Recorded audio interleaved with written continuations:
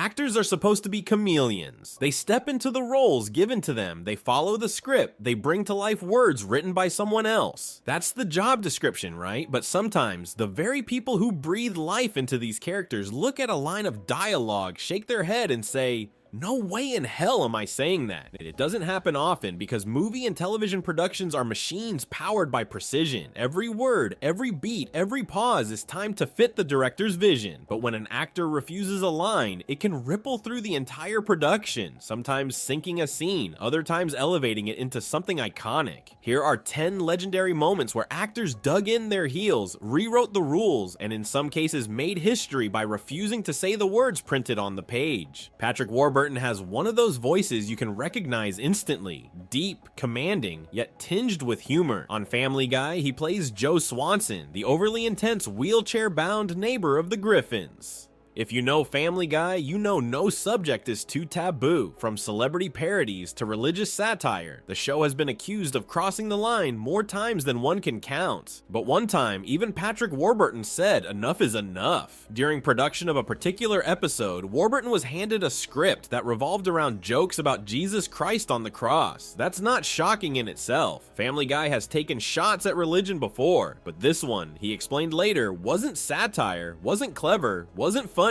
It was just raw offense without any comedic craftsmanship. He recalled telling the producers, "Guys, I can't participate in this episode if that line is in it. It's a personal thing. I know what I signed up for. I signed up for a really offensive show." But there are different rules that govern satire.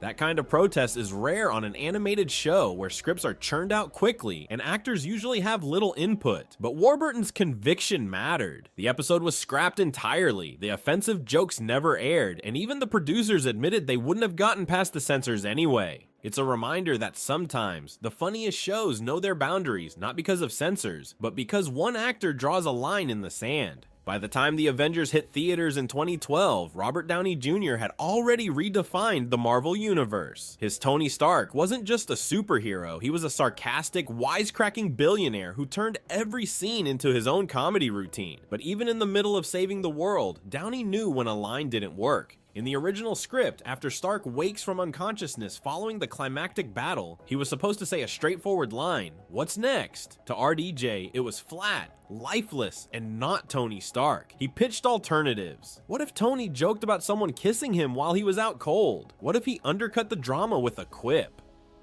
Eventually, he improvised a line that would echo through fandom forever. And then shawarma after? It was so random, so perfectly in line with Stark's irreverent personality that it instantly stuck. The line wasn't just a throwaway. It inspired the now famous post-credit scene of the Avengers eating silently at a shawarma restaurant, exhausted but still together. A single word substitution transformed the end of a billion-dollar blockbuster and proved that sometimes refusing a dull script line can spark cultural magic. Crispin Glover is Hollywood's eccentric wildcard. From Back to the Future to his stranger indie projects, he's always been unconventional. So when he was offered the role of the Thin Man in the 2000 reboot of Charlie's Angels, he balked. The reason? The character's dialogue. To Glover, the lines were clunky, expositional, and robbed the villain of menace. He told producers flat out, "This dialogue is terrible. I don't want to do it."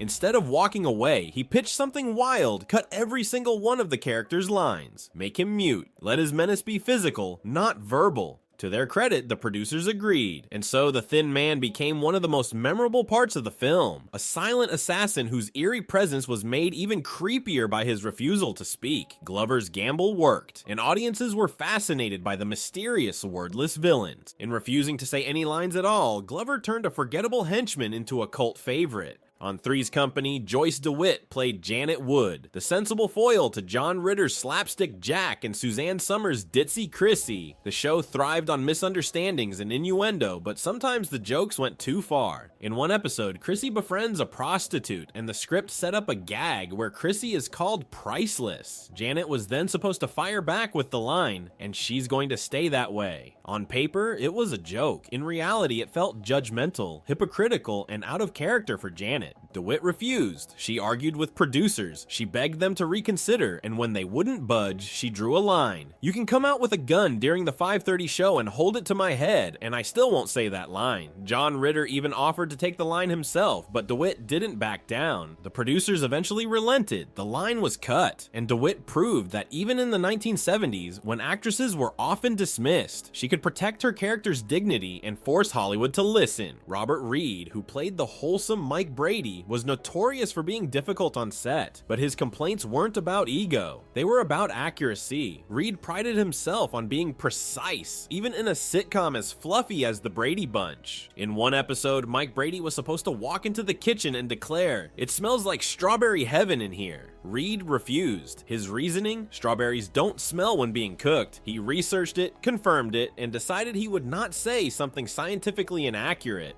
The writers were baffled. Who cared? It was just a sitcom, but Reed cared. For him, the Brady patriarch had to be credible. Saying something false, even in a throwaway line, undermined that. Eventually, the line was changed, but Reed's reputation for meticulousness stuck. To this day, fans debate whether Reed was a perfectionist or a pain, maybe both, but his refusal showed that even sitcom dads can demand integrity. Friends ran for 10 seasons with hundreds of episodes, but there was one episode that never saw the light of day because Matthew Perry killed it. The premise was simple. Chandler Bing, Perry's sarcastic character, discovers he likes going to a male strip club, not for the dancers, for the sandwiches. The writers thought it was hilarious. Perry did not. At the table read, he refused. Later, he recalled calling the producers directly, "Let's not do this one." That was it. His influence was strong enough by then that the entire script was tossed. The episode vanished into the dustbin of French history. Perry wasn't always confident in his career, but here he knew exactly what felt wrong. He didn't want Chandler reduced to a punchline about sexuality, and he wasn't going to play it out. One phone call, one refusal, and a whole plotline was gone forever. Soccer legend Ian Wright's cameo on Ted Lasso was a dream come true for fans. But when the script asked him to say something nice about Tottenham Hotspur, he froze. Wright spent years battling Tottenham on the pitch, most famously with Arsenal.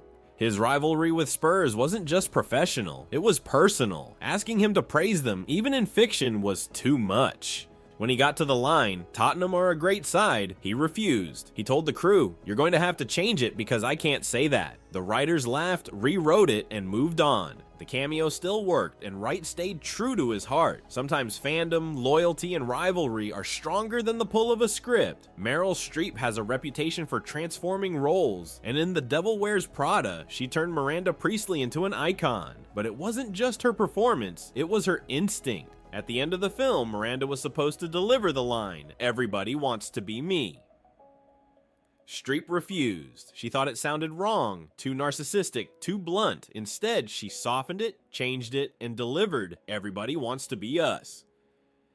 That tiny shift reframed the line. Instead of isolating Miranda as a tyrant, it placed her within the seductive world of fashion itself. It was colder, subtler, and far more cutting. Anne Hathaway later said, "The cast gasped when they first heard it." The film's ending became unforgettable, not because of what was written, but because Streep refused to parrot the script. Jane Fonda has never been afraid to speak her mind. On Grace and Frankie, she starred as one half of an odd couple duo with Lily Tomlin, but when the script called for her character to exclaim "Jesus Christ" in shock, she balked. For Fonda, who had become a devout Christian, the line felt disrespectful. She went straight to Marta Kaufman, the show's creator, and explained why she couldn't say it. There was no fight, no drama, just respect. The line was removed immediately. It's easy to dismiss actors as divas when they refuse lines, but in Fonda's case, it was about faith. Her conviction was respected, and the show lost nothing in the process. The most famous refusal of all may belong to Harrison Ford. In The Empire Strikes Back, Princess Leia finally confesses her love. "I love you." The script demanded that Han Solo reply, "I love you too." But Ford knew Han better than anyone. He wasn't sentimental, he wasn't soft, and he wasn't going to parrot cliches. So when cameras rolled, Ford tossed the script aside and replied simply, "I know."